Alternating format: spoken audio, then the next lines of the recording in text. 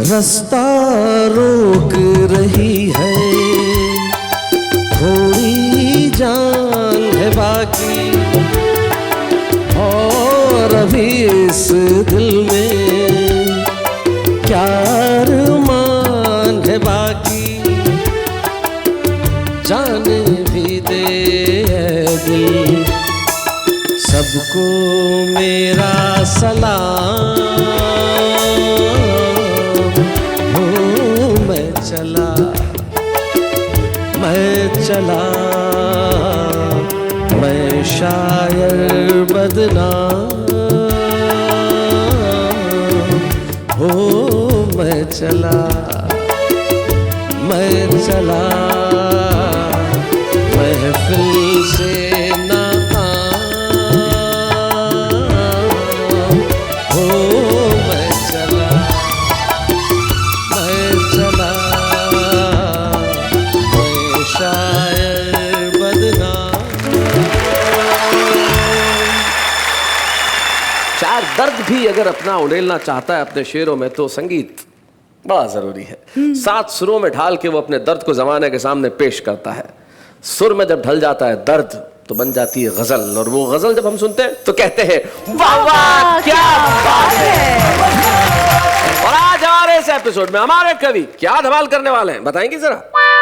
कवि महोदय आएंगे, कविताएं गुनगुनाएंगे, गजल गाएंगे, संगीतमय हो जाएंगे और सबको हंसा के कहेंगे वाह वाह क्या बात है। तालियां। और इन्होंने जो कहा है अगर वो समझ में ना आए तो जरा देख लेंगे वो क्या करेंगे।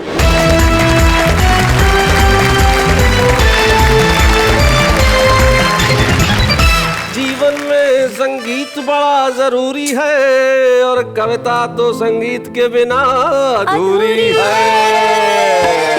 तो आइए मिलकर कहते हैं वाह वाह क्या बात है। बाबा क्या बात है। हमारे उन साथियों के लिए जो हमारे समक्ष बैठे हैं यहाँ पे उपस्थित हैं। सबसे पहले टिपिकल जगत्यालवी जी मुझे इस तरह से घूर रहे हैं जैसे मैं घर में न पहुंच पाया हुआ 12वां सिलेंडर हूँ। लेकिन टिपिकल जी अपना परिचय 2 पंक्तियों में गा के ही देना पड़ेगा भाई, संगीत वाला मामला। आग नफरत की मोहब्बत से बुझा देता है, जख्म आ जाए तो मरहम भी लगा देता है। क्या बात है। एक ऐसा भी टिपिकल है जहां में यारो, क्या बात है। रोने वालों को एकदम से हंसा देता है। क्या बात है भाई, बहुत अच्छे भाई, बहुत खूब। टिपिकल बात, क्या बात। अब टिपिकल साहब के साहब हमारे ये जो दोनों बैठे हुए हैं जोड़ी, वाह वाह वाह वाह भाई। ये जो दोनों को वितरण किया है बालों का, लेकिन कहीं कोटा ज्यादा दे दिया और जहां जरूरत थी वहां नहीं दिया। ये बड़ा गड़बड़ मामला है। लेकिन जिनको बहुत जरूरत है, जो शर्मा रहे हैं, उनका नाम भी शर्मा है, अशोक शर्मा, जो दिल्ली से हमारे बीच में आते हैं। और जिनके पास जो बैठे हुए हैं ये फारूक सरल हैं, जो लखीमपुर खीरी उत्तर प्रदेश में एक कस्बा है वहां से आते हैं और मुस्कुराने की कोशिश कर रहे हैं। आप सीधे हंस पड़े और हाथ भी जोड़ लिए। चुनाव लड़ने का इरादा है क्या? और संगीत का मामला है तो जरा गा के बताइए कि क्यों इस तरह से हाथ क्यों जोड़ लिया आपने? लौट के आजा मेरे मीत, तुझे मेरे गीत बुलाते हैं। मेरा सूना पड़ा रे संगीत, तुझे मेरे गीत बुलाते हैं। लौट के आजा मेरे मीत। आप ऐसे बोल रहे थे जैसे किसी के घर के जाके कह आ दे 2 रोटी मुझको, तुझे मेरे। भाई बहुत बढ़िया, बहुत अच्छे। तो फारूक सरल, अशोक शर्मा और टिपिकल जगत्यालवी जी, आप तीनों यहाँ बैठे हैं तो आप डिसाइड कीजिए आप तीनों में से सबसे पहले कविता पढ़ने कौन आएगा, बताइए। अच्छा अशोक जी आप क्यों नहीं आना चाहते अब ये बताइए। मैं देखना चाहता हूँ पहला चावल कितना पकता है। उसके बाद अपनी दाल गलेगी कि नहीं गलेगी। अपनी दाल गला लेंगे। क्या बात है भाई अशोक शर्मा जी, आप भारत की राजधानी से आए, पता चलता है आप उस शहर से आए जहाँ पे संसद है। बड़े चालाक है आप। आइए हम बुलाते हैं टिपिकल जगत्याली को जोरदार तालियों के साथ।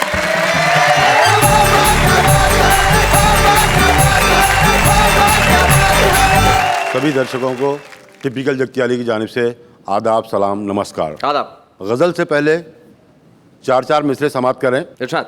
मेरे सेल फोन में बैलेंस भेजो कहती है मुझको, अच्छा नहीं भेजूं तो वो मुझको परेशान हाल करती है। मुझे उल्लू बनाती है मेरी माशूक रोजाना। मेरा बैलेंस लेके दूसरे को कॉल करती है। एक 4 मिसरे और समाप्त कर लें। जी जी इरशाद। मेरी सब जेब खाली करके कहती हो मुझे गुड बाय। Goodbye. हाय मेरी सब जेब खाली करके कहती हो मुझे गुड बाय।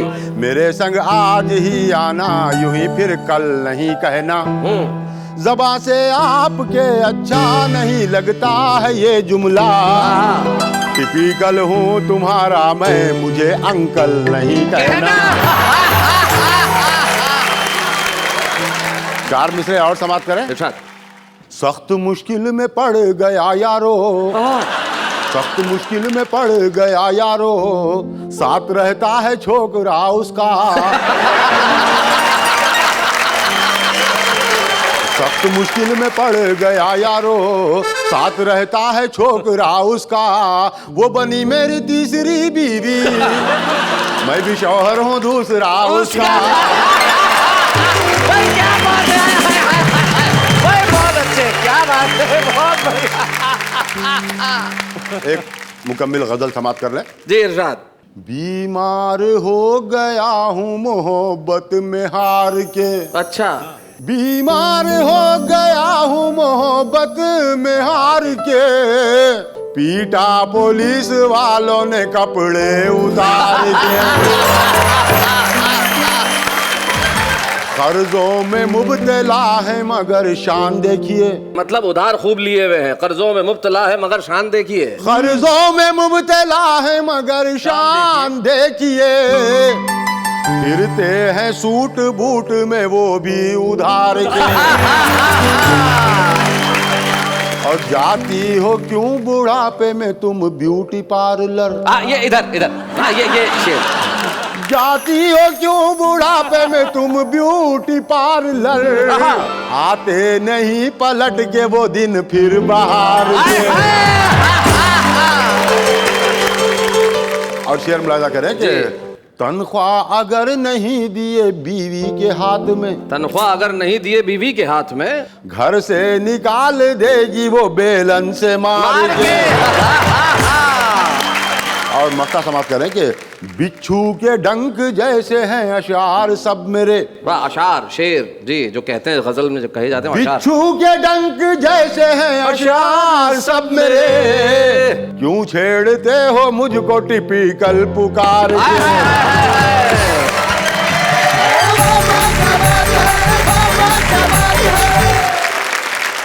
भाई अशोक शर्मा जी आपने बहुत अच्छा किया कि टिपिकल जी को सबसे पहले हमने खड़ा कर दिया। आपको मालूम था कि भाई महफिल की शुरुआत बड़ी जोरदार होनी चाहिए और आगाज इन्होंने इतना कमाल का कर दिया है कि भाई अब आगे आप भी इंतजार कर रहे होंगे कि क्या होने वाला है। तो क्या होने वाला है बताइए। और आगे धमाल होने वाला है।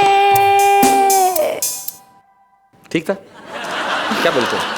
It was very peppy and more, you know, it was very warm feel. Ashok Sharma ji आइए।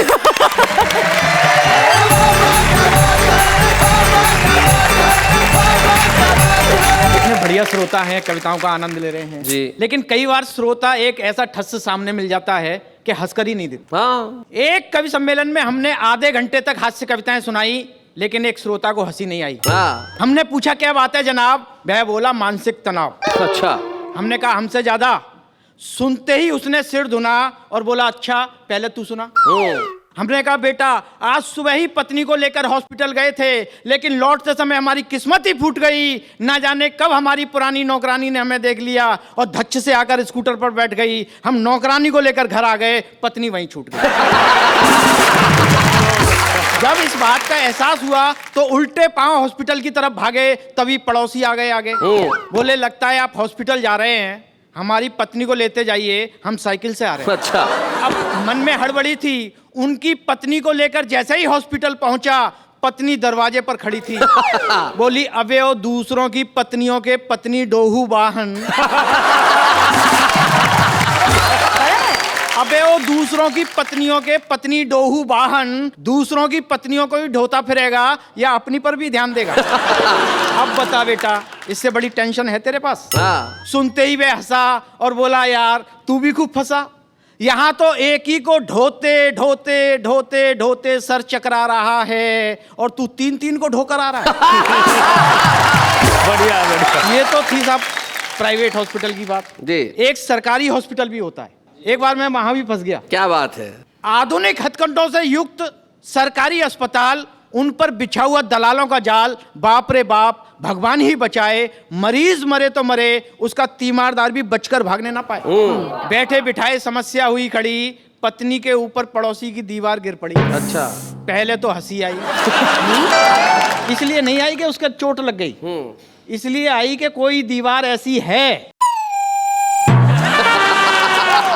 वो पत्नी को भी शिकार बना सकती है। कि पहले तो हंसी आई, फिर औपचारिकताएं निभाई। मजबूरी होती है साहब। पत्नी को टैक्सी में डाला और भागे, पूरा परिवार पीछे था, हम आगे। इमरजेंसी वार्ड के बाहर स्ट्रेचर पर लेटे एक व्यक्ति को जैसे ही छुआ, वह तुरंत उठ खड़ा हुआ, बोले स्ट्रेचर चाहिए? 50 रुपए लाइए। पूरे 8 घंटे वेट किया है, तब कहीं जाकर स्ट्रेचर लिया है। अच्छा। हमने कहा भैया तुम्हारा ये धंधा कब से चल रहा है? वह बोला अपना तो परिवार ही इसी से पल रहा है। ज्यादा बताएंगे तो आप ही का कलेजा हिलेगा। यकीन नहीं आता तो अस्पताल में घूम कर देख लो, अपना पूरा खानदान किसी ना किसी स्ट्रेचर पर लेटा मिलेगा। तभी किसी ने मारी कोहनी, पत्नी की तरफ इशारा करके बोला बुढ़िया दाखिल करानी है? बुढ़िया कराओ बोनी। हमने कहा क्या लोगे भैया? वह बोला 100 रुपया। हमने कहा 10 रुपए में तो हम खुद ही दाखिल करवा देंगे। वह बोला लगता है बुढ़िया को भी मरवा देंगे। अरे इतनी लंबी लाइन नहीं देखते, आगे पहुंचते पहुंचते आपकी कमर ही झुक जाएगी। जब तक आप आगे पहुंचेंगे तब तक तो आपकी बुढ़िया ऊपर पहुंच जाएगी। हमने कहा हमारा दिमाग मत चाटो। वह गया और एक पुलिस वाले को ले आया। बचा कुचा दिमाग उस पुलिस वाले ने खाया। क्यों वे इसे कहाँ मार लाया? हमने कहा सिपाही जी यह हमारी पत्नी है और आपको पता है इस समय हम पर क्या गुजर रही है। वह बोला सच सच बता दे कितना छोड़कर मर रही है? बहुत बढ़िया। सच सच बता दे कितना छोड़कर मर रही है? इसके पास नकदी और जेवरातों की कितनी सीमा है और इसके नाम से कितने का बीमा है? या इसके माता पिता से इसके हिस्से में कितना आना है और तेरा किस किस महिला से यार आना है? सच सच बता दे वरना पुलिस केस बनेगा। ये तो मरेगी मरेगी, साथ में तू भी मरेगा।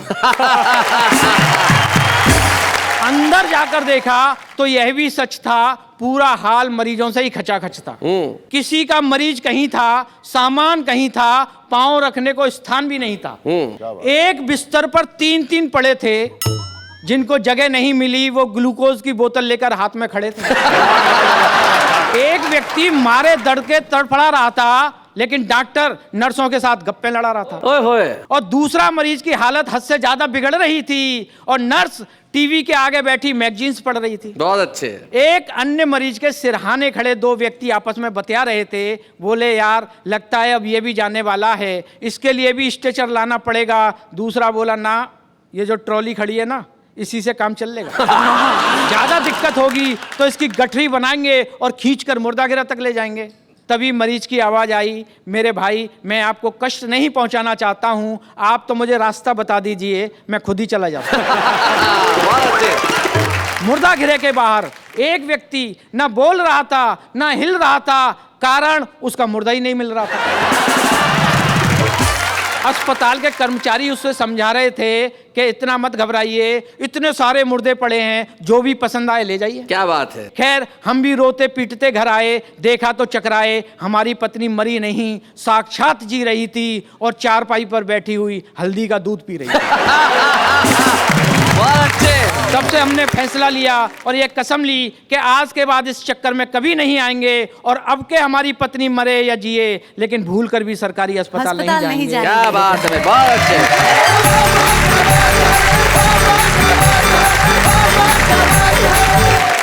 अस्पतालों में कई बार ऐसे किस्से हो जाते हैं। जैसे एक साहब थे, ऑपरेशन से बड़ा डरते थे, उनका ऑपरेशन होने वाला था। ऑपरेशन थिएटर के बाहर उनकी बीवी बैठी हुई थी। बोले आप जाओ, चिंता मत करो। अब अंदर से दौड़ते, अरे नहीं कराऊंगा, मैं नहीं कराऊंगा। अरे मतलब क्या हुआ क्या? नर्स अंदर बोल रही थी कि डरिए मत, पहले ऑपरेशन में कुछ नहीं होता, डरने की कोई जरूरत नहीं है, आराम से हो जाएगा, चिंता मत कीजिए, सब भगवान ठीक करेगा। तो बीवी बोली ठीक ही तो कह रही थी, इसमें डरने की क्या बात है? बोले मुझसे नहीं, डॉक्टर से कह रही थी। अब अगर हाल ऐसा हो तो क्या किया जाए फारूक साहब? लेकिन जिंदगी में इलाज कराना जरूरी है। क्या है? इलाज कराना तो कराइए, किसी अस्पताल में जाइए और अपना इलाज कराइए, फिर यहाँ पे आइए, क्योंकि यहाँ कविता है, शायरी है, शेर है, सुर है, रदीफ और काफिये हैं, बहरे हैं, गजलें हैं, सुनने हैं, सुनाने वाले हैं, और हम सब अब उनके लिए तालियां बजाने वाले हैं। जो आएंगे आएंगे लखीमपुर खीरी से आएंगे, दे आएंगे आएंगे आएंगे लखीमपुर खीरी से आएंगे, आएंगे आएंगे आएंगे लखीमपुर खीरी से आएंगे। मैं एक स्वागत गीत पढ़ने जा रहा हूँ। स्वागत, बारातियों के स्वागत में कन्या के पिता के द्वारा लिखा हुआ स्वागत गीत, अभिनंदन पत्र सुनिएगा। कि आदरणीय श्रीमान तुम्हारे स्वागत में लिखूं मैं स्वागत गान, तुम्हारे स्वागत में। बहुत अच्छे। पहला स्वागत उठने बैठने की व्यवस्था, कि कैसे करूं आपकी खातिर, कुर्सी मेज मसहरी हाजिर, मखमल गद्दा रेशम चादर, बैठो है फादर के फादर, और सजे हुए सामान तुम्हारे स्वागत में। तुम्हारे स्वागत में। उसके बाद नाश्ते का इंतजाम। नाश्ते का इंतजाम, लड्डू और जलेबी खाओ, कुछ घर ले जाओ, रसगुल्ले ताजे मंगवाए, देशी घी में गए बनाए, और शुद्ध सरल मिष्ठान तुम्हारे स्वागत में। आदरणीय श्रीमान तुम्हारे स्वागत में।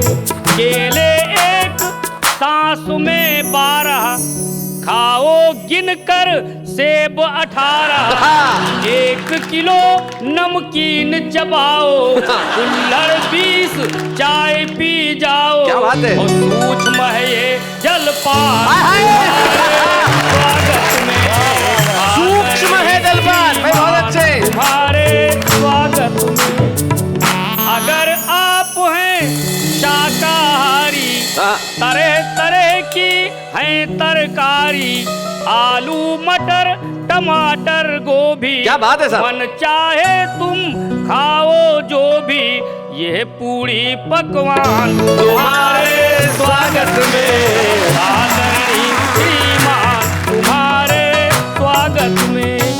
अगर आप शाकाहारी का डोगा सिस्टम चलता है जी, कि अपने हाथ परोसो काढ़ो, अंडे मुर्ग मुसल्लम झाड़ो, तरह तरह के हैं ये व्यंजन, बाकर ख्वानी और मुतंजन, बिरयानी और नान तुम्हारे स्वागत में। आदरणीय श्रीमान तुम्हारे स्वागत में। संधि जी का अंतिम स्वागत, जी जी, क्या बात इसके है? बिना सारे स्वागत बेकार माने जाते हैं, उसकी भी पूरी व्यवस्था। कि मांगा था दहेज जितना भी, मंगवाया है सब उतना ही, फ्रिज टीवी और टेप रिकॉर्डर बनवाया है देकर ऑर्डर, और बाप की है दुकान तुम्हारे स्वागत में। आदरणीय श्रीमान तुम्हारे स्वागत में। कि लेमन डिनर और टी सेट है, जो भी है सो बेटर बेस्ट है, सोफा सेट और फार्म का गद्दा, बैठो एसी कार में दद्दा, और नकद कभी है ध्यान तुम्हारे स्वागत में। आदरणीय श्रीमान तुम्हारे स्वागत में। कि रकम 20 लाख है पूरी, लो समधी जी भरो तिजोरी, यदि चाहो कुछ और मंगा दूं, घर भी आपके नाम लिखा दूं। क्या बात है? पूरे कर लो अरमान, अब हाजिर है जान, ले लो मेरे प्राण, हम तो चले शमशान तुम्हारे स्वागत में।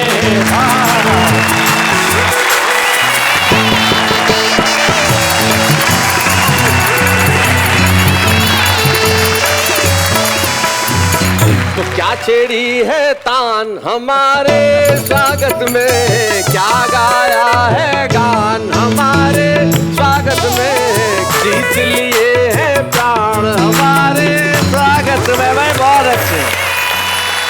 तो आप सबने खूब सुनाया, सुन के बहुत मजा है आया, सबने मिलके ताली बजाई, हर लब पे मुस्कान है छाई। क्या बात? आगे और हंसी का है इंतजाम तुम्हारे स्वागत में, लेकिन इस वक्त अल्प विराम तुम्हारे स्वागत में।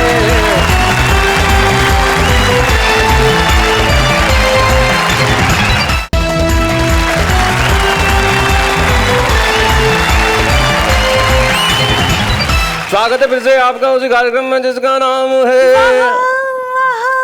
क्या बात है संगीत। संगीत की बात कर रहे हैं, आप लोगों ने कमाल किया, आपने सुर छेड़े तान छेड़े। अगर अच्छा संगीत का रूप बदल दिया जाए तो अर्थ भी बदल जाते हैं। जैसे कितना खूबसूरत गाना है हमारी हिंदी फिल्मों में, तुम आ गए हो नूर आ गया है, नहीं तुम चरागों से लो जा रही थी। क्या बढ़िया गाया। अब हमारे एक मित्र हैं, उनका बिजनेस था ट्रेन में गाने का। अब उन्होंने गाया ट्रेन में कि तुम आ गए हो और नूर आ गया है, नहीं तो चरागों से लो जा रही थी। तुम आ गए हो और नूर आ गया है, तो दूर के मुसाफिर हमको भी साथ ले ले रे।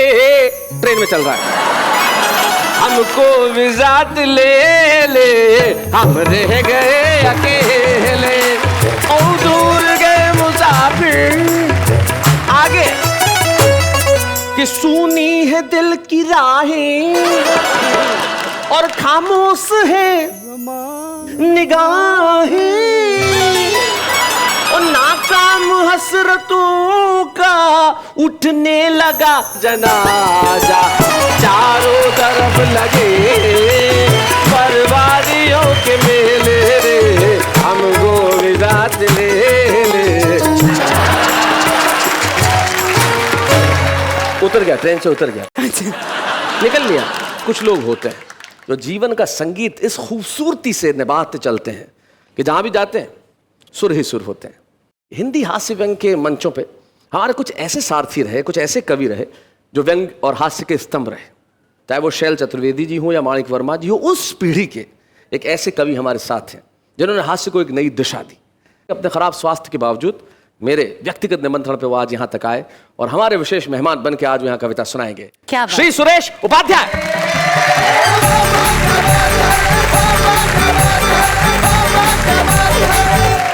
जिस तरह आप यहाँ इस कवि सम्मेलन का आनंद ले रहे हैं, इस तरह से आपने संगीत सम्मेलन भी देखे होंगे, सुने होंगे, जी। भोगे होंगे, भागे होंगे। भागे होंगे। क्योंकि संगीत सम्मेलन कई बार ऐसे भी हो जाते हैं कि लोग बाग भाग खड़े होते हैं। जी। ऐसा ही एक संगीत सम्मेलन चल रहा था, तो आदरणीय भाई ने पूछा कि ये जो महिला संगीत प्रस्तुत कर रही हैं, गाते गाते अपने नेत्र बंद क्यों कर लेती हैं? हाँ। हमने कहा कि इनसे श्रोताओं का दुख देखा नहीं जाता। जिस संगीत सम्मेलन में श्रोताओं का दुख न देखा जा रहा हो, ऐसे संगीत सम्मेलन की ये रपट है। जी। कविता का शीर्षक है कि संगीत सम्मेलन यानी बाजू बंद खुल खुल जाए। बाजू बंद खुल खुल जाए। कि संगीत का शौक हमें भी है, संगीत का शौक हमें भी है, लेकिन इसका ये मतलब तो नहीं कि बेचारी जनता को 2-2 घंटे तक लगातार सताया कर। संगीतकारों से हमारा पहला निवेदन है कि वे अपने तबले, तानपुरे और सितार अपने घर से तान कर लाया कर। एक तो घंटा 1.5 घंटा वैसे ही लेट आते हैं, हाँ। ऊपर से मंच पर आसन जमाते ही हथौड़ा लेकर बैठ जाते हैं। बेरहमों को गरीब सुनने वालों पर जरा भी रहम नहीं आता। कमबख्त एक ही लाइन को रात रात भर गाते। कोई आदमी शादी करता है, एक बीवी अपने घर लाता है और फिर उसे अपने साथ जिंदगी भर रखता है। ये बात समझ में आती है, हम इसकी तारीफ कर सकते हैं, लेकिन गीत की लाइन कोई बीवी तो है नहीं यार। लेकिन गीत की लाइन कोई बीवी तो है नहीं यार, जो एक बार पकड़ी तो छोड़ी नहीं। लाइन तो लाइन है, आप दूसरी लाइन पर भी अलाप मार सकते हैं, लेकिन एक ही लाइन तो मत पकड़े रहो मेरे प्रभु। आपकी सरकत से हमारी महफिल के अनेक श्रोता घर से धार सकते हैं। सही बात है। खैर इस बात को जाने दो, अपने को गहराई में जाने की क्या जरूरत है। हाँ। अरे बजाने के लिए आए हो तो बजाओ। हाँ। मगर हे तबलची महाराज, तुम्हें बीच बीच में गद्दी से उचक कर सिर हिलाने की क्या जरूरत है? क्या सिर हिलाए बिना काम नहीं चल सकता? जो अपने सिर से घड़ी के पेंडुलम का काम ले रहे हो। बहुत अच्छे। तुम्हारे सिर से अगर किसी बच्चे के झूले की रस्सी बांधी जाए, तुम्हारे सिर से अगर किसी बच्चे के झूले की रस्सी बांधी जाए तो भगवान कसम शरारती से शरारती मुन्ने को 2 मिनट में नींद जाए। गद्दी से चिपक कर बैठ तो गए हो ऐसे जैसे जिंदगी भर अब तुम्हें कहीं जाना ही नहीं। हाँ। लेकिन अपने तानपुरे की कसम खाकर बताओ, क्या तुम्हारे पास कोई 10-12 लाइनों वाला गाना नहीं है? हम जानते हैं कि तबले और तानपुरे को तान चुकने के बाद आप बंधे हुए बाजूबंद को खोलेंगे और गाएंगे बाजूबंद खुल खुल जाए, बाजूबंद खुल खुल जाए। सारी रात बीत जाएगी और आकाश में गुलाल छिड़कता हुआ दिन निकलेगा, मगर तुम्हारा ये बाजूबंद नहीं खुलेगा। कतई नहीं खुलेगा। अगर खुल जाए तो तुम्हारा बाजूबंद वहीं पे खत्म हो जाए। हाँ। इसलिए तुम इस बाजूबंद को हमेशा बांधे रहो। पुराने लोगों ने पुरानी फिल्म देखी होगी, बैजू बावरा किस तरह से वो अपना संगीत प्रस्तुत करता था। बादल राग गाता था, वर्षा होने लगती थी। दीपक राग गाता था, दिए जल जाते थे। वो ही बैजू बावरा पता नहीं कैसे इसी टाइप के गाने गा कर मृगों को बुला लेता था, मृगों को। लेकिन 21वीं सदी है साहब, ये नया जमाना है साहब, और मत खींचो और मत अलाप भरो। तुम्हारे गले की नसें खींची जा रही हैं तांत की तरह, और खींचोगे तो फोकट में जान चली जाएगी। वो मृग बदमाश कभी नहीं आएगा, मिर्गी आ जाएगी। फिर क्या करोगे? कुछ समाज सेवक तुम्हारी तरफ दौड़ेंगे और तुम्हें अपना जूता सुंघाएंगे। समाज सेवक माइक पर अनाउंस कर दिया जाएगा, द प्रोग्राम इज ओवर, और ओवर सुनते ही कमबख्त तुम्हें फिर होश आ जाएगा और तुम फिर गाने लगोगे बाजूबंद खुल खुल जाए।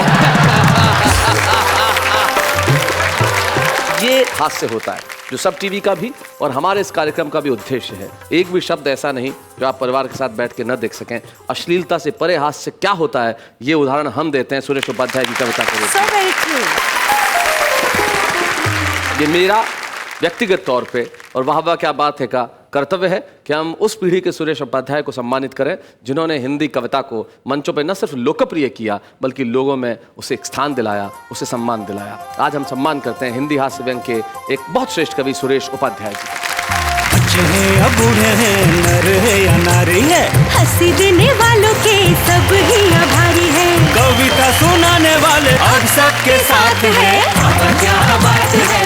तो हमें बड़ी खुशी है कि आज इस मंच पे वाह वाह क्या बात है में हमने सुरेश उपाध्याय जी को सम्मानित किया। और आप जानते हैं कि जब हम किसी कवि को यहाँ सम्मानित करते हैं उनके परिवार का कोई सदस्य उपस्थित रहता है, और सुरेश जी के साथ आशा भाभी यहाँ उपस्थित है। तो मैं श्रीमती आशा उपाध्याय से अनुरोध करूंगा कि वो मंच पर। आशा भाभी स्वागत है आपका। धन्यवाद। कितने वर्ष हो गए विवाह को? 41वां साल चल रहा है। 41वां 41, ओ वाह।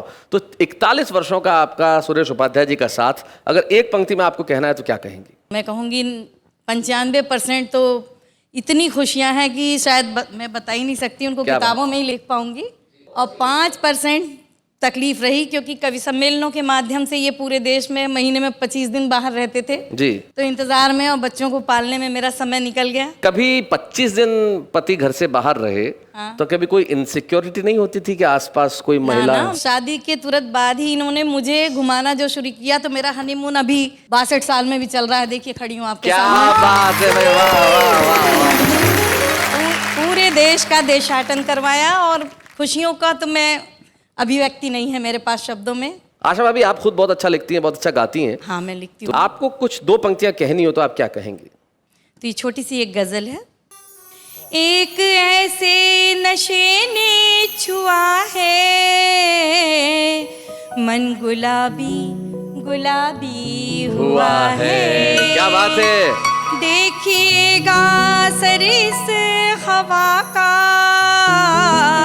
गुलमोहर तक शराबी हुआ है। क्या बात है। मन गुलाबी गुलाबी हुआ है। एक पूरा का पूरा समंदर एक कश्ती में डूबा हुआ। क्या बात है, वाह वाह वाह वाह। 7 रंगों रंगी चुनरी पर प्यार का रंग हावी। क्या बात है, बहुत अच्छे। 40 वर्ष बाद भी एक भारतीय स्त्री अपने पति के लिए ये कहे कि जीवन के 62वें वर्ष में भी हनीमून चल रहा है, तो इससे बेहतर क्या हो सकता है? यही बेहतर सुख और इस बेहतर सुखद क्षणों की हम कामना करते हैं। लेकिन सोचिएगा कि अभी हम कहीं जा नहीं रहे, हम बस यूं गए यूं आए और कर रहे हैं ऐसा कमाल का धमाल कि आप भी दांतों तले उंगली दबा लेंगे। लेकिन अभी हम उसका नहीं बताएंगे नाम। इस वक्त एक अल्प विराम।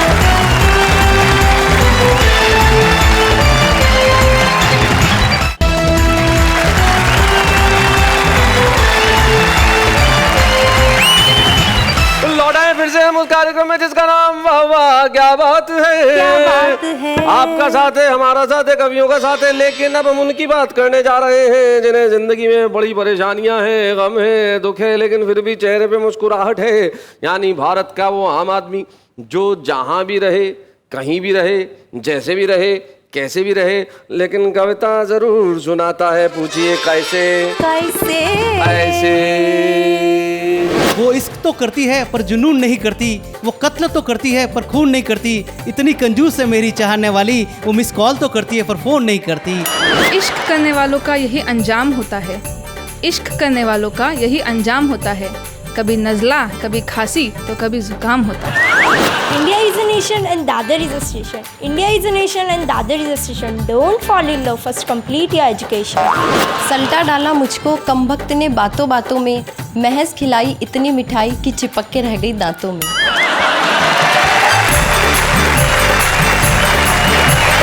तो ये तो भारत के आम आदमी थे जो कविताएं लिखते थे, और आज ये कहीं ना कहीं छुपे हुए हैं, लेकिन कल को इस मंच पे आएंगे और सुनाएंगे कविताएं। लेकिन छुपे से मुझे याद आया कि भाई हमारे छुपे रुस्तम जिन्हें अभी आना है, क्या करना है बताइए? कविता।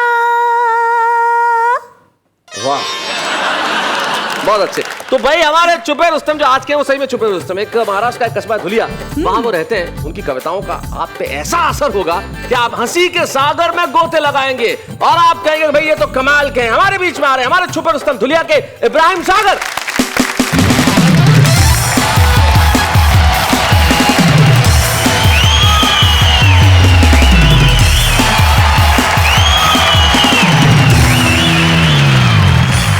कमाल कर दिया है इब्राहिम, इसलिए कमाल कर दिया कि हमारे शो में कई छुपे रुस्तम आए, लेकिन ऐसी एंट्री किसी की नहीं हुई। और आपने बिल्कुल सार्थक कर दिया, क्योंकि संगीत पे आज हम बात कर रहे हैं, तुमने बिल्कुल रॉक स्टार की तरह एंट्री ली है। भाई क्या बात है इब्राहिम, बहुत अच्छे। अर्ज किया है कि मेरी गली में एक पड़ोसन नागन इच्छाधारी है। हाँ? उसकी सपेरे और नेवले से अच्छी खासी यारी है। ओहो। चाहे गजल के शेर कहो तुम, चाहे हजल के शेर कहो, इसमें भी झक मारी है और उसमें भी झक मारी है। अर्ज किया है कि माना के दोस्तों मैं बहुत ही अपंग हूँ, माना के दोस्तों मैं बहुत ही अपंग हूँ, सलमान खान जैसा मैं लेकिन दबंग हूँ। अर्ज किया है कि मैं भूखा प्यासा आया हूँ तेरे मकान पर, मक्खन लगा के दे दे मेरी जान नान पर। दस्तक दिए बगैर ही दाखिल न हो गया, दस्तक दिए बगैर ही, दस्तक दिए बगैर ही दाखिल न हो गया, खुश आमदीद लिखा हुआ था मकान पर। क्या बात है। राजी करूंगा उनको मैं शादी के वास्ते, राजी करूंगा, राजी करूंगा उनको मैं शादी के वास्ते, फेंकूंगा ऐसा जाल तेरे अब्बा जान पर। माना के हाथ पाँव में सागर नहीं है दम, माना के हाथ पाँव में सागर नहीं है दम, हो जाऊंगा निसार मैं हिंदुस्तान का। क्या बात है वाह। पहले भाई आपने वो शेर सुना होगा कि जब भी आता है मेरा नाम तेरे नाम के हाथ, जाने क्यों लोग मेरे नाम से जल जाते हैं। बिल्कुल शेर सुना है। मैंने इस शेर से इस्तेफादा किया है और 4 लाइनें कही हैं। चाय पीने के लिए जब भी वो आ जाते हैं, मुझको बैठा हुआ होटल पे ही पा जाते हैं। अच्छा। और जब भी आता है मेरा पान तेरे पान के साथ, जाने क्यों लोग मेरे पान को खा जाते हैं। जनाब मुनव्वर राना ने कहा था कि बस इतनी बात पे उसने हमें बलवाई लिखा है। मैंने इसमें हज़ल का पहलू तलाश किया है और शेर को यूं किया है, बस इतनी बात पे उसने मुझे हलवाई लिखा है। अच्छा। कि मेरे घर के एक बर्तन पे बालूशाही लिखा है। इसी कारण पुलिस वाले भी करते हैं मेरी इज्जत। अच्छा। इसी कारण पुलिस वाले भी करते हैं मेरी इज्जत। मेरे टी शर्ट के लेबल पे दादा भाई लिखा है। पहले भाई समाज फरमाए। जी इरशाद। क्या किसी ने मुझसे ये पूछा कयामत किसको कहते हैं? किसी ने मुझसे ये पूछा कयामत किसको कहते हैं, तो मैंने एक कागज पर तेरी अंगड़ाई लिखा है। इसी के वास्ते निकला हूँ घर से खुदकुशी करने। नेहा जी देखिए शेर। हाँ जी। के इसी के वास्ते निकला हूँ घर से खुदकुशी करने, के उस लड़की ने आपके खत में सागर भाई लिखा है। वो 4 मिसरे सुना दो माना की कटरीना से। अर्ज किया है कि मेरे लबों पे इसलिए मुस्कान नहीं है, कतरीना कैफ से मेरी पहचान नहीं है। वैसे तो मेरी शादी करिश्मा से ना होगी, वैसे तो मेरी शादी करिश्मा से ना होगी, वो साली भी बन जाए तो नुकसान नहीं है। इब्राहिम सागर, आज आप जरूर धुलिया में रहते हैं, लेकिन आज के बाद आप धुलिया में नहीं रहेंगे, क्योंकि आप दुनिया भर में पहुंच गए हैं। आज तक आप छुपे रुस्तम हैं, लेकिन आज छुपे रुस्तम का स्मृति चिन्ह जब हम आपको देंगे, हाथों में थमाएंगे, और इसे लेके जब आप धुलिया में जाएंगे तो कल को आप 10 स्टार हो जाएंगे। अच्छे हैं या बूढ़े हैं, नर है या नारी है, हंसी देने वालों के सब ही आभारी है, कविता सुनाने वाले अब सबके साथ है। क्या बात है। जिंदगी का संगीत वही है जो हमारे चेहरों पे होता है, यानी कि हंसी। हंसते रहिए और हंसते हंसते हमेशा कहते रहिए वाह वाह क्या बात है, क्योंकि संगीत बिना जीवन नहीं और कविता बिना तो कुछ भी नहीं। सारे के सारे गामा को लेकर गाते चले, सारे के सारे गामा को लेकर गाते चले। पापा नहीं